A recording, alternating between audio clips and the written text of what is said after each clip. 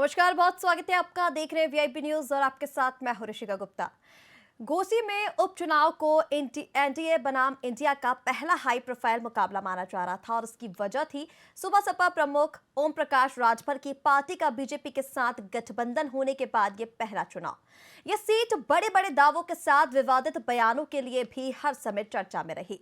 राजभर पिता पुत्र की ओर से कई बार ऐसे बयान दिए गए जिससे एनडीए गठबंधन के नेता असहज और डिफेंसिव मोड में नजर आए। खास बात यह है कि घोसी की हार के बाद भी ओम प्रकाश राजभर अपने उसी बड़बोलेपन वाले अंदाज में दिख रहे हैं। एक बार फिर उन्होंने मंत्री बनने का दावा करते हुए कहा, हम और दारा सिंह मंत्री बनेंगे, मंत्री बनने से कोई नहीं रोक सकता। और इसी पर खास चर्चा करेंगे। पहले देखिए हमारी एक खास रिपोर्ट।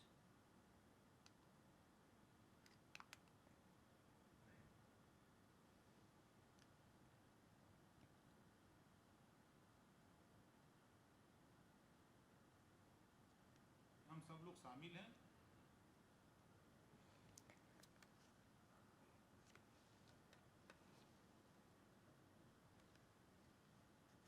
चौहान के नामांकन के तुरंत बाद शुरू हो गया था। एनडीए प्रत्याशी दारा सिंह चौहान भी बीजेपी में समाजवादी पार्टी से इस्तीफा देकर आए थे। राजभर के बयानों का सिलसिला दारा सिंह चौहान के नामांकन के तुरंत बाद शुरू हो गया था, जो सीट हारने के बावजूद भी नहीं थमा। हालांकि दबी जुबान से इस हार के लिए राजभर के इन बयानों को भी जिम्मेदार बताया जा रहा है। और खास बात यह है कि घोसी की हार के बाद भी ओम प्रकाश राजभर अपने उसी बड़बोले वाले अंदाज में दिख रहे हैं और एक बार फिर उन्होंने मंत्री बनने का दावा करते हुए कहा, हम और दारा सिंह मंत्री बनेंगे, मंत्री बनने से हमें कोई नहीं रोक सकता। जो लोग परेशान हैं, मैं उन्हें कहना चाहता हूं कि दिल थाम के बैठो, कहीं कलेजा ना फट जाए। साथ ही सुबह सपा प्रमुख ने अखिलेश यादव को चुनौती देते हुए कहा कि पहले मैं दूसरी जगह था, अब वो लोग बेचारे बहुत परेशान हैं। साथ ही कहा कि अखिलेश ने वो बीज बोया है कि कोई यादव सीएम नहीं बन सकता। एनडीए प्रत्याशी देखिए, मैं फिर कह रहा हूं कि एनडीए के मालिक विपक्ष के लोग तो नहीं ना हैं, वो लोग मालिक हैं। वो लोग की मर्जी से यहाँ होगा या हम लोगों की मर्जी से होगा। जो एनडीए में हम सब लोग शामिल हैं, जो एनडीए के मुखिया हैं माननीय नरेंद्र मोदी जी, अमित शाह जी, जेपी नड्डा जी, ये लोग ना मालिक हैं कि ये लोग मालिक हैं। मतलब मंत्री आप बनेंगे। धैर्य रखिए, दिल थाम के। और जो लोग परेशान हैं उनसे भी कहिए कि आपके माध्यम से उनसे भी कह रहा हूं कि दिल थाम के बैठो, कहीं कलेजा ना फाट जाए। उनसे कह दीजिए दिल थाम के बैठे, नहीं कहीं फाट न जाए, मतलब हार्ट अटैक ना हो जाए। शीर्ष नेताओं पे विश्वास है आपको कि आप लोग मंत्री बनेंगे? बिल्कुल बनेंगे, काहे नहीं बनेंगे, 100%। बिल्कुल।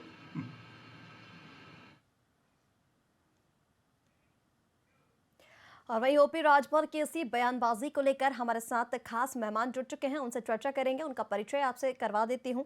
बीजेपी प्रवक्ता हमारे साथ डॉक्टर कौशल कांत मिश्रा जुड़ चुके हैं। वहीं इसी के साथ सपा प्रवक्ता डीपी यादव हमारे साथ जुड़ चुके हैं। राजनीतिक विश्लेषक ऋतु खरे हमारे साथ जुड़ चुके हैं और सुबह सपा प्रवक्ता हमारे साथ सुभाष चंद्र यादव जुड़ चुके हैं। और सबसे पहले डॉक्टर कौशल कांत मिश्रा, मैं आप ही के पास आना चाहूंगी। ओपी राजभर ने यह कहा कि भगवान भी मेरे सामने प्रकट होकर कहे कि भाजपा में चले जाओ तो भी मैं नहीं जाऊंगा, ये उनका बयान था। और अब वो मंत्री बनने के लगातार दावे कर रहे हैं। ये मन बदल गया है या भगवान ही बदल गए हैं? कोई नहीं रोक सकता। इसका जवाब कौशल जी, अब तक आवाज मेरी पहुंच रही है? हाँ जी सर, मैं आपसे ये सवाल कर रही थी कि ओपी राजभर ने बयान दिया था कि भगवान भी मेरे सामने प्रकट होकर कहें कि भाजपा में चले जाओ तो भी मैं भाजपा में नहीं जाऊंगा। तो आप इसे किस तरह से देख रहे हैं? हम क्या कहें कि ये मन बदल गया है उनका या उनके भगवान ही बदल गए हैं? इस बात का जवाब आप उन्हीं से पूछें तो बेहतर है।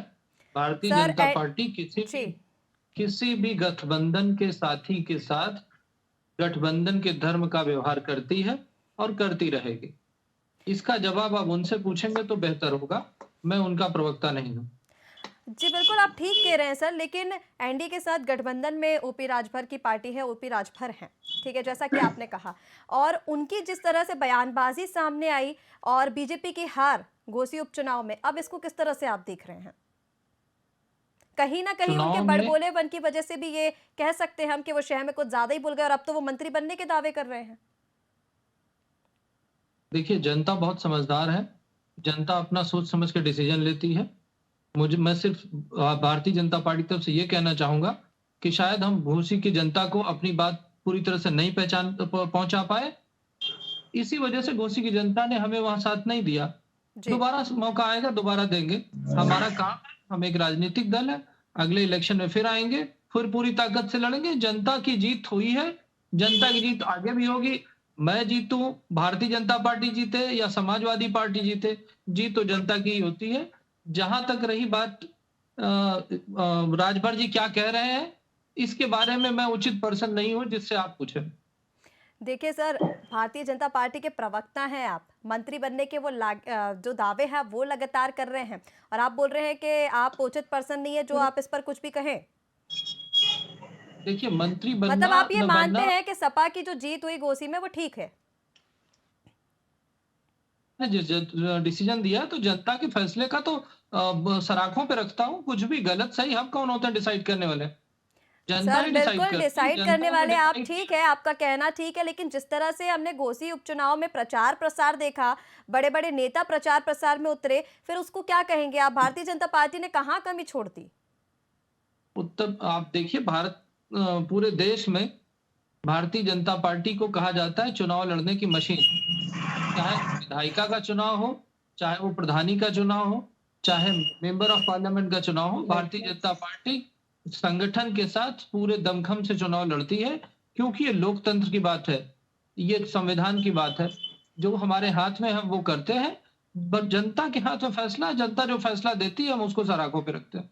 तो मतलब कहीं ना कहीं सपा को जो जीत मिली है इसे आप किसी ना किसी तरीके से ठीक मानते हैं, जनता का जो फैसला है वो ठीक है, आप ये कह रहे हैं? मैं जो विजेता कैंडिडेट है मैंने उसको बधाई भी दी थी और मैं दोबारा बधाई देना चाहता हूं। जो जीता है उसको बधाई मिलनी चाहिए, क्योंकि जनता ने उन्हें चुना है। चलिए, हमारे साथ सपा प्रवक्ता डीपी यादव भी जुड़े हैं। सर, आपसे मेरा सीधा सवाल यही रहेगा, क्योंकि ओपी राजभर के लगातार अभी जो बयान सामने आ रहे हैं वो सभी के सामने हैं। सिर्फ ये आपसे पूछना चाह रही थी, ओपी राजभर ने अखिलेश यादव को अपमानित किया है या राजभर को अखिलेश यादव ने अपमानित किया है? देखिए, जिस प्रकार से ओपी राजभर जी के बयान आ रहे हैं, उसको कोई भी इज्जतदार, समझदार और लोकतंत्र संविधान में विश्वास रखने वाला व्यक्ति उचित ठहरा सकता है क्या? निश्चित रूप से उचित नहीं ठहरा सकता था। उन्होंने जितने बयान दिए हैं बहुत ही घटिया, बहुत ही नकारात्मक और राजनीति को तार तार करने वाले बयान दिए हैं। देखिए, ओम प्रकाश राजभर 2017 में कहीं ना कहीं जब भारतीय जनता पार्टी से मिल करके चुनाव लड़े थे, तो भारतीय जनता पार्टी के साथ वो रहे कुछ दिन तक। फिर भारतीय जनता पार्टी ने उनको जब कैबिनेट मंत्री बना दिया तो उनकी बात नहीं सुनी जा रही थी। बतौर कैबिनेट मंत्री वो कहीं ना कहीं अपमानित महसूस कर रहे थे, अपने आप को उपेक्षित महसूस कर रहे थे। और ये अपमान और उपेक्षा इस हद तक पहुंच गई कि बतौर कैबिनेट मंत्री जब उनके लड़के की शादी थी तो वो अपने घर के सामने की सड़क नहीं बनवा पा रहे थे, जिसको फावड़ा लेकर उन्होंने में वो वायरल वीडियो उनका देखा था। तो उसके बाद से कहीं ना कहीं ये इस ताक में रह गए थे। इनकी मार तमाम भारतीय जनता पार्टी पर आरोप थे कि भारतीय जनता पार्टी हमारे सामाजिक न्याय की बात को नहीं सुनती है, जो सामाजिक न्याय समिति की रिपोर्ट है उसको लागू नहीं कर रही है, दलित पिछड़ों के साथ अन्याय कर रही है। फिर ये भारतीय जनता पार्टी से जब उगने लगे तो समाजवादी पार्टी की तरफ उम्मीद भरी निगाहों से देखने लगे। नेताजी आदरणीय श्री मुलायम सिंह यादव उस समय जिंदा थे।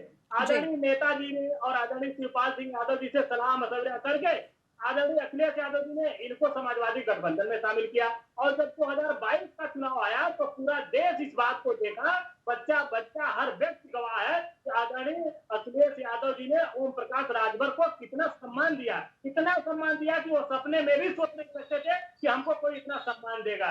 ये कहने लगे हम तमाम तरह के पिछड़ों की लड़ाई लड़ेंगे, इनकी लड़ाई लड़ेंगे, उनकी लड़ाई लड़ेंगे, महिलाओं की लड़ाई लड़ेंगे, किसानों की लड़ाई लड़ेंगे, उपेक्षितों की लड़ाई लड़ेंगे। उसके बाद वो जब 2022 में हमारी सरकार नहीं बनी, दुर्भाग्य रहा इस प्रदेश का कि भारतीय जनता पार्टी के कहीं ना कहीं अपने झांसे लोगों को समझा दी और लोगों को कहीं ना कहीं बरकराने में कामयाब रहे। इसके बाद इनका मन फिर विचलित होने लगा कि अब हम भारतीय जनता पार्टी के साथ जाएंगे। जिस भारतीय जनता पार्टी के नफरतिया राजनीति, छल छद्म की राजनीति, नकारात्मक राजनीति, उसी जगह फिर फंस गए जाकर के। फिर भारतीय जनता पार्टी ने इसको कहीं ना कहीं एक जुमला दिया, इनको कहा कि आप आइए हमारे साथ जुड़िए, और जो घोसी का उत्साह है उसमें अपने मित्र ये दारा सिंह के साथ चुनाव प्रचार करें। इतनी नकारात्मक राजनीति इन्होंने किया घोसी में कि देखिए, मैं आपको बताऊं, जब हम लोग घोसी चुनाव में प्रचार करने जाते थे तो और छोड़िए, राजभर समाज के लोग ये बात कहते थे कि इस बार ओपी राजभर को हमें बस सबक सिखाना है। ओपी राजभर तो कहीं ना कहीं आप ये मानते हैं कि जो उनकी बयानबाजी सामने आई, जो उनका बड़बोलापन कह लें या ये कह लें कि वो शहर में कुछ ज्यादा कह गए, जो हार मिली है बीजेपी को, उनके पीछे उनका बड़ा हाथ है। बिल्कुल। अरे भारतीय जनता पार्टी कहां सम्मान करेगी किसी की? वो तो दलित पिछड़े अल्पसंख्यक का हमेशा अपमान करती है। और ओपी राजभर को दलितों पिछड़ों के साथ कहीं ना कहीं खड़ा होना चाहिए था। जब 2022 में सरकार नहीं बनी तो आप समाजवादी पार्टी के साथ संघर्ष करते, समाजवादी पार्टी के साथ दलित पिछड़े अल्पसंख्यक की बात करते, मंडल आयोग की बात करते, लोगों को कहीं ना कहीं संघर्ष करने के लिए आगे बढ़ाते। लेकिन ओम प्रकाश राजभर सत्ता लोलुप इतने हो गए और इन्होंने अपने को अपने जा रहे हैं, अपने दोनों पुत्रों की राजनीति भी ये बर्बाद कर रहे हैं। चलिए, हमारे साथ कौशल कांत जी भी जुड़े हुए हैं, छोटा सा उनसे जवाब ले लेते हैं, फिर सुभाष चंद्र जी के पास चलेंगे। सर, आप सुन रहे हैं डीपी यादव जी ने जो भी कहा, उनका ये कहना है कि पीडीए का जो फॉर्मूला सपा अपना रही है, आप सम्मान नहीं करते हैं पिछड़ा दलितों का। इसका जवाब जल्दी से दे दीजिए, फिर सुबह सपा प्रवक्ता के पास चलेंगे। दारा सिंह जी उन्हीं समाजवादी पार्टी में थे, चले आए। अगर ये इतना सम्मान करते थे दलित और पिछड़ों का, तो मुझे ये बता दें कि जब तक मुलायम जी थे, समाजवादी पार्टी की जब सरकार थी, एक परिवार के जब 32 लोग सत्ता में थे, किस दूसरे ओबीसी को, किस राजभर को, किसी पिछड़ी जाति को नेता बनाने का काम किया? आदरणीय अखिलेश यादव और आदरणीय शिवपाल सिंह यादव, नेताजी सरदेव मुलायम सिंह यादव जी ने सारे जिलों में नेता पैदा करने का काम किया था और नेता बनाया था, वापस संघर्ष करना लोगों को सिखाया था। आप उनका जवाब सुन लीजिए सर, उसके बाद आप बोलिए ना, अपनी बात रखिए ना, उनका जवाब पहले ले लीजिए। जी कौशल जी, बात रख रहे हैं ना, क्योंकि कौशल कांत पढ़े लिखे अच्छे प्रवक्ता है, लेकिन उनको बोलने तो दीजिए, आप सुन लीजिए पहले, फिर आप अपनी बात रखिए ना, आपको समय मिलेगा। जी कौशल जी, मैं सिर्फ ये कहना चाहता हूं कि एक ही परिवार के 32 लोग किसी न किसी तरह से सत्ता में रहे हैं। ये इनका पिछड़ा, दलित और माइनॉरिटी के अपलिफ्टमेंट का फार्मूला रहा। आप मुझे ये बताइए, नेताजी को अगर छोड़ दिया जाए, अखिलेश जी ने कौन सा अपना पब्लिक लाइफ जी थी जो आकर के वो मुख्यमंत्री बन गए? खाली एक ही लाइफ तो थी कि वो मुलायम जी के बेटे थे, इसके अलावा और क्या काम था? क्या दूसरे और नेता नहीं थे समाजवादी पार्टी में? नहीं। इन्होंने जब, याद कीजिए, देश की सबसे बड़ी दलित महिला नेत्री मायावती जी को गेस्ट हाउस कांड में घुस करके जान से मारने की कोशिश किसने की? इन्होंने की। जब ये सत्ता में थे तो आपको याद होगा कि एक उत्तर प्रदेश लोक सेवा आयोग का नाम बदल के यादव लोक सेवा आयोग कर दिया गया था। एक पर्टिकुलर एरिया इंक्लूड किए गए थे। अरे फिर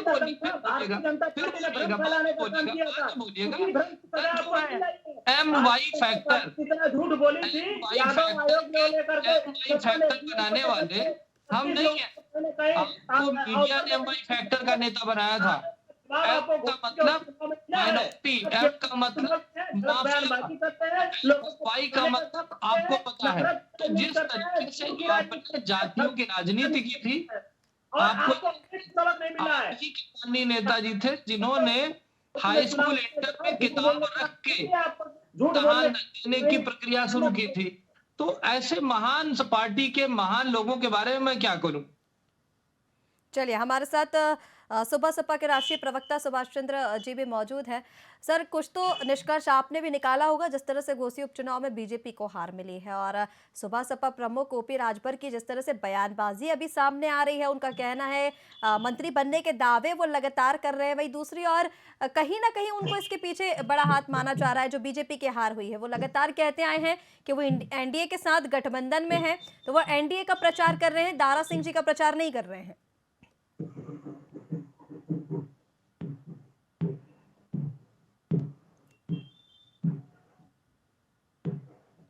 सुभाष जी, अब तक आवाज मेरी पहुंच रही है?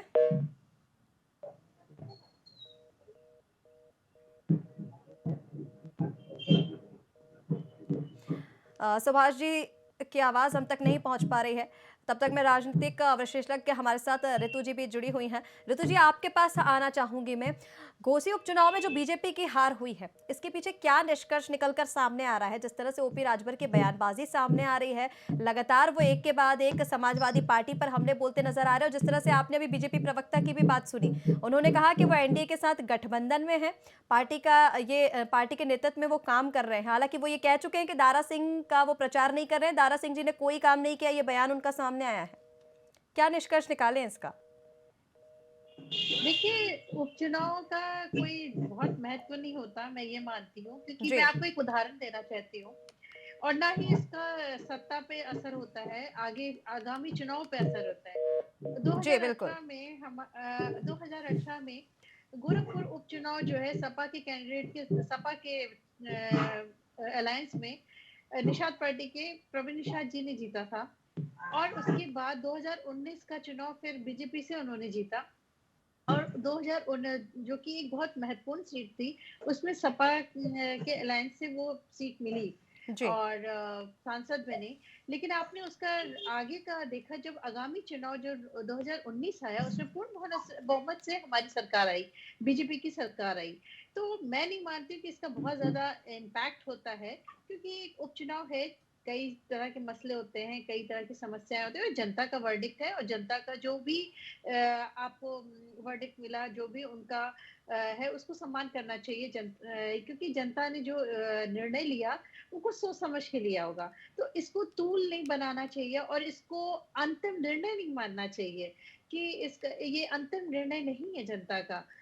अब आई बात माननीय राजभर जी की, तो मेरे ख्याल से देखिए, वो उनका व्यक्तिगत राय है, उस पर हम लोग कोई टिप्पणी नहीं कर सकते। और एनडीए का चुनाव था, और एनडीए के गठबंधन में है, और ये कोई पार्टी मतलब एनडीए की तरफ से बयानबाजी नहीं है, ये उनका व्यक्तिगत विचार है। तो इसमें हम लोग मेरे ख्याल से किसी का भी जो इसमें इतना महत्व भी नहीं है, और प्लस किसी का ये नहीं कि उनके बयान से ही ये हुआ, घोसी चुनाव पे असर हुआ, मुझे नहीं लगता। क्योंकि ये जनता का निर्णय, और जनता जो भी करती है सोच समझ के करती है। और उपचुनाव को इतना अंतिम निर्णय या अंतिम वो ना माने। आगामी 2024 है, उसमें देखिएगा आप लोग, निर्णय कुछ और होगा, और उसका हम लोग इंतजार कर सकते हैं। चलिए, हमारे साथ बीजेपी से कौशल कांत जी भी लगातार बने हुए हैं। कौशल जी, बीजेपी लगातार ये कहती आई है कि जो सपा का पीडीएफ फॉर्मूला है पिछड़ा दलितों और अल्पसंख्यकों का, वो फेल होगा। लेकिन घोसी में जो हमने देखा, जिस तरह से आपने बोला कि जनता का निर्णय है, वहां पर ये पास हो गया। लगातार जो बीजेपी है उस पर हमला बोलती है ये कि सपा को कोई सम्मान नहीं है। अभी आप डीपी यादव की भी बात सुन रहे थे, अब आप इसको किस तरह से देख रहे हैं?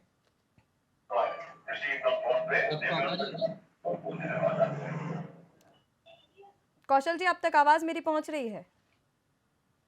हाँ जी, मेरे को तो आवाज आ रही। सर, मैं आप ही से सवाल कर रही थी। बीजेपी लगातार आरोप लगाती आई है कि जो पीडीए का फॉर्मूला है सपा का, वो फेल होगा। घोसी में वो पास होता नजर आया। पिछड़ा दलित अल्पसंख्यकों के लिए कहा था बीजेपी ने कि समाजवादी पार्टी के लिए सिर्फ चुनावी नीति है, कोई सम्मान नहीं है उन लोगों का। आप इसको किस तरह से देख रहे हैं? जैसे कि आप ही ने मुझे कहा कि जनता ने जो फैसला लिया है वो ठीक लिया है, तो भारतीय जनता पार्टी सम्मान नहीं करती है? जनता ने जो फैसला लिया ठीक लिया। अगर उपचुनाव की बात करें, पूरे देश में 7 उपचुनाव हुए थे, जिसमें 6 में भारतीय जनता पार्टी के कैंडिडेट खड़े हुए थे।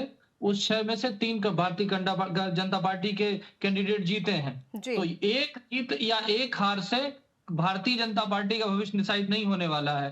भारतीय जनता पार्टी की जो नीति है, भारतीय जनता पार्टी की जो नीति है, उसके सामने सारी छल नीति, जो जातिवादी राजनीति थी, जो धर्म वाली राजनीति, खत्म हो गई है। क्योंकि भारतीय जनता पार्टी ने एक राजनीति की, पॉजिटिव राजनीति की, जिसको बोलते हैं सबका साथ, सबका विकास, सबका प्रयास और सबका विश्वास।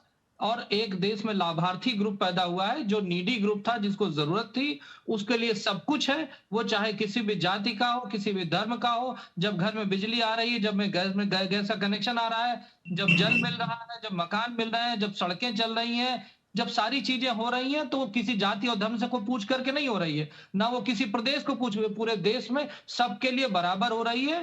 और केवल लाभार्थियों के लिए हो रही है, जिसकी कोई न जाति है न कोई धर्म है, उसकी केवल एक धर्म है, वो है नीति। कौशल जी, इसका सीधा असर आगामी चुनाव पर पड़ेगा। ऋतु जी को भी आप सुन रहे थे, लोकसभा चुनाव होने हैं 2024 में, और जिस तरह से इसको सेमीफाइनल के तौर पर इसलिए भी देखा जा रहा था क्योंकि एनडीए के साथ ओपी राजभर का गठबंधन, उसके बाद ये पहला चुनाव था। सेमीफाइनल की ही बात बता रहा हूँ। 6 में से 3 सीटें भारतीय जनता पार्टी जीती है, और पूरे देश की बात करते हैं 2047 तक बाकी 3 अन्य के पाले में गई है ना सर। कोई वैकेंसी खाली नहीं प्राइम मिनिस्टरशिप की, उसके बाद की तैयारी करेंगे लोग चुनाव की, उसके पहले कुछ नहीं हो सकता। चलिए, हमारे साथ सपा से डीपी यादव भी लगातार बने हुए हैं। सर, शिवपाल यादव तो ये कह रहे हैं कि ओपी राजभर दूसरों का बैंड बजाने की बात करते हैं या उन्हीं का बैंड बज गया है, अगर बीजेपी में मंत्री नहीं बनाया जाएगा उन्हें तो वो सपा में वापस आ जाएंगे। क्या पार्टी उनको बाद में एक्सेप्ट कर लेगी? देखिए, निश्चित रूप से एक प्रत्यक्षम किम प्रमाणम ये सामने है आपके। ओपी राजभर जो है इतना बड़बोलेपन में बह गए कि वो क्या बोलना चाहिए क्या नहीं बोलना चाहिए ये नहीं निर्धारित कर पा रहे थे। तो कहीं ना कहीं जो वो दूसरे को कहीं कहाँ भेजने की कह रहे थे, बैंड बजा रहे थे, उनका तो अब स्वयं बैंड बज गया है। अब उनको ये निर्धारित करना है कि वो किस राजनीति के पैटर्न पर चलेंगे। दलित, पिछड़े, अल्पसंख्यक, इस देश के किसान, मजदूर, महिला की राजनीति करेंगे या उस गैंग में शामिल रहेंगे जो नफरतिया गैंग है, जो नकारात्मक राजनीति करता है, देश में झूठ बोलता है, छल छल की राजनीति करता है, बेरोजगारों को कहीं ना कहीं परेशान करने की राजनीति करता है, नौजवानों को कहीं ना कहीं परेशान करने की राजनीति करता है, जो महिलाओं के कल्याण की बात नहीं करता है, जो किसानों की आत्महत्या के लिए कहीं ना कहीं उकसाता है।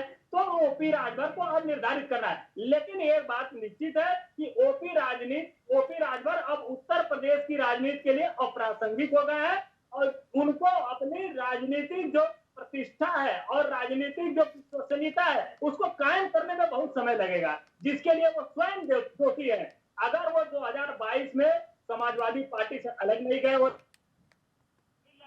मंडल आयोग की बात जी। ऋतु जी, मैं सीधा आपके पास आना चाहूंगी।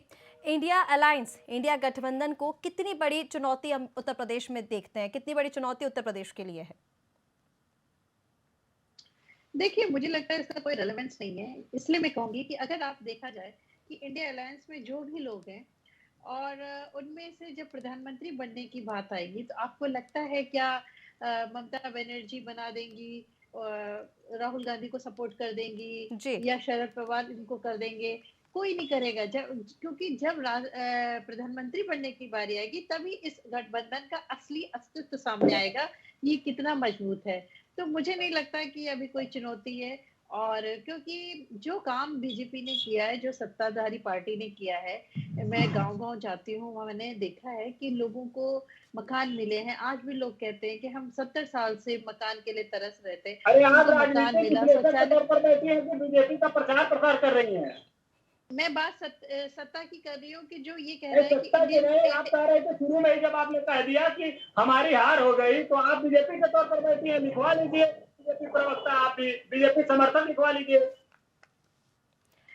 मैं ये नहीं, लेकिन मैं ये कहूंगी राजेश, जो सत्तारूढ़ पार्टी है उसके लिए मैं कहूंगी कि उसको हराने के लिए अभी उसमें कोई दम नहीं है और कोई रेलेवेंस नहीं है। आपको सामने मिलेगा डीपी यादव जी, क्योंकि आप भी अच्छे से जानते हैं। चुनाव में देख ली, आप उस हिसाब से विश्लेषण करिए। सारे लोग मैंने आपको बताया ना कि घोषित 45,000 के ऊपर की हार हुई और फिर भी आप कह रही है कोई रेलिवेंट नहीं है।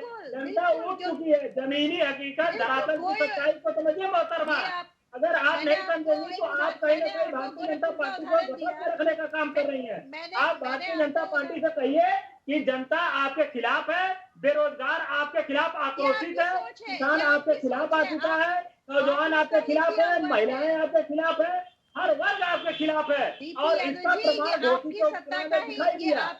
आप ही की सत्ता, आप ही की अलायंस में जीती थी गोरखपुर का चुनाव, उसके बाद 2019 में पूर्ण बहुमत से सरकार आई है। गंगा में बहुत पानी बह चुका है, उसके बाद परिस्थितियां बदल चुकी है। सोच है, देश के नौजवान नौकरी चाहते हैं, विपक्ष एकदम देश के युवा अपने हाथों में काम चाहते हैं, महिलाएं अपना सम्मान चाहती हैं। आज ही देखिए किस प्रकार से गाजियाबाद में महिला के साथ कहीं ना कहीं उसका रेप हुआ, उसके साथ मोबाइल छीना गया उसका।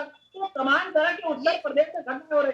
अब देखिए किस प्रकार से एक ही बारिश में उत्तर प्रदेश में की कली खुल गई। लखनऊ में यादव जी, ये मान के चलिए कि महिलाओं को जो मिला है, महिलाओं को उनके नाम का है, यहाँ तक कि ट्रिपल तलाक सॉल्व हुआ है। यहाँ की जो आपको ये जानकारी होगी आपको भी कि जो सपा का जो आपका जो मुस्लिम वोट है महिलाओं का, वो भी उन्होंने सत्तारूढ़ पार्टी को दिया। क्यों? क्योंकि वो आपसे नाराज है, बेरोजगारी के ऐतिहासिक दौर से गुजर रहा है। 7.9% बेरोजगारी है, युवा आक्रोशित है, कुंठित है, भारतीय जनता पार्टी के खिलाफ लामबंद हो चुका है। चलिए डीपी यादव जी, डीपी यादव जी आप सुन लीजिए, उसके बाद आप अपना पक्ष रखिए ना, आपको भी समय मिलेगा। रितु जी जल्दी से कंप्लीट कीजिए। हाँ, डीपी यादव जी, मैं यहाँ पे किसी पार्टी विशेष की तारीफ नहीं कर रही हूँ, मैं वो कह रही हूँ जो गांव-गांव देखा गया है, जिसने देखा, आप चाहे किसी को देख लीजिए, महिलाओं के लिए जो काम सत्तारूढ़ पार्टी ने किया, क्या आपकी पार्टी ने किया? ये बताइए आप हमको। या इंडिया अलायंस जो आने वाला है, क्या आपको लगता है कि उसका कोई रिलेवेंस है? हर कोई, क्योंकि एक चलिए डीपी यादव जी, रितु जी को आप सुन रहे हैं, एक राजनीतिक विश्लेषक के तौर पर उन्हें जो लगा वो उन्होंने कहा। आप बता दीजिए, जिस तरह से इंडिया का गठबंधन है, 2024 में चुनाव होने वाले हैं, उत्तर प्रदेश में इसको कितनी बड़ी चुनौती के रूप में देखा जा रहा है? फिर कौशल किशोर जी के पास हम जाएंगे।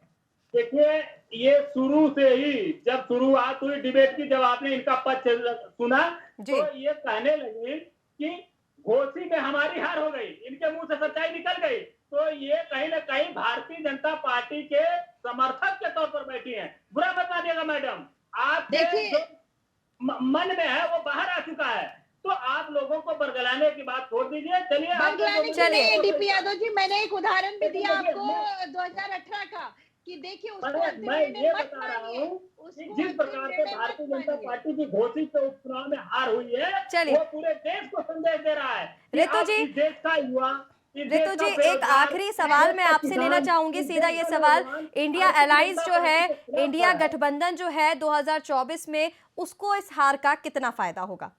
जल्दी से इसका जवाब दे दीजिए। देखिए देखिए मैंने आपको कहा है कि पहले भी कहा है कि उपचुनाव का इतना महत्व ही नहीं होता। मैंने आपको एक उदाहरण दिया है कि इतनी बड़ी सीट हारने के बाद भी, मतलब सपा को जो जीत मिली है उसका हम 2024 में इसका आकलन नहीं कर सकते हैं। जी बिल्कुल बिल्कुल नहीं, क्योंकि जनता का निर्णय होगा। ये पूरे घोषी चुनाव के पूरे देश का चुनाव है। इसके लिए विपक्ष को बहुत मेहनत करनी पड़ेगी। हर डिस्ट्रिक्ट, हर विधानसभा, क्योंकि लोकसभा का चुनाव में सारी विधानसभा 6-6 7 विधानसभा होती है, एक आपको हर विधानसभा में काम करना होगा। आप कैसे सोचते हैं कि, और आप अगर अच्छा रहेगा कि आप अपना इसको अंतिम निर्णय ना मान के आगे का काम करें, ताकि 2024 में आप लोग भी मेहनत से आप अच्छा रिजल्ट लेके आए। इसको अगर आप इसके उसमें रहेंगे कि नहीं हम तो जीत के घोषित चुनाव, यानी कि सारा देश जीत गए, तो ये आप लोग गलतफहमी में रहेंगे। एक विधानसभा से पूरा चुनाव निर्धारित, लोकसभा का चुनाव निर्धारित नहीं होता। और ये ठीक है, जनता का है निर्णय। कहीं जीतते तीन सीटें जीत के भी आई, तो कहने का मतलब है कि मेहनत करने के लिए, मैं ये किसी पार्टी विशेष के लिए पक्ष नहीं ले रही हूँ, लेकिन आईना भी दिखा रही हूँ कि आप इस पे खुश मत होइए। 2018 का गोरखपुर की सीट एक बहुत बड़ी आपके पास उदाहरण है कि वो जीतने के बाद भी 2019 में सत्तारूढ़ पार्टी पूरी बहुमत से आई। ठीक है रितु जी, इस चर्चा को फिलहाल यही विराम देंगे। आप सभी मेहमानों का हमारे साथ जुड़ने के लिए बहुत शुक्रिया। तो घोसी उपचुनाव के बाद भी, बीजेपी के हार मानने के बाद भी ओपी राजभर के लगातार ये बयान सामने आ रहे हैं कि मंत्री बनने का वो दावा कर रहे हैं। ओपी राजभर के लिए भी और दारा सिंह के लिए भी उनका ये कहना है कि हम मंत्री जरूर बनेंगे, और लगातार इस बयानबाजी को लेकर सियासी बवाल भी देखा जा रहा है। फिलहाल के लिए इतना ही। बने रहिए वीआईपी न्यूज़ के साथ। नमस्कार।